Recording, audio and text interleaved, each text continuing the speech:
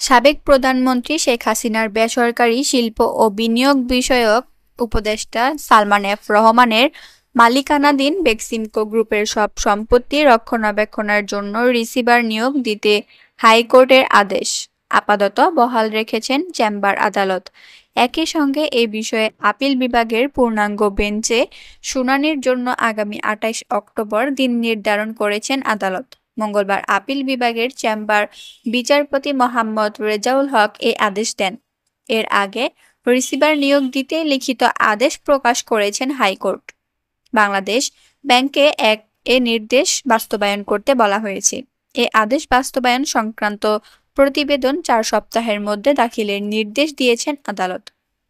এর আগে গত ৫ সেপ্টেম্বর বেক্সিমকো গ্রুপের সব সম্পত্তি ক্রয় করে সেগুলো দেখাশোনার জন্য রিসিভার বা তত্ত্বাবধায়ক নিয়োগের নির্দেশ কেন দেওয়া হবে না জানতে চেয়ে রুল জারি করেছিলেন হাইকোর্ট।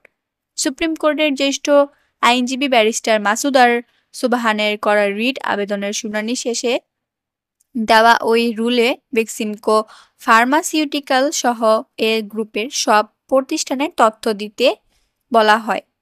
এছাড়া প্রতিষ্ঠানগুলোর কী পরিমাণ বকেয়া ঋণ রয়েছে তার তথ্য দিতে এবং বিদেশ থেকে এ গ্রুপের পাচার অর্থ ফেরত আনতে বাংলাদেশ ব্যাংককে কেন নির্দেশ দেওয়া হবে না তাও জানতে চাওয়া হয়েছিল রুলে।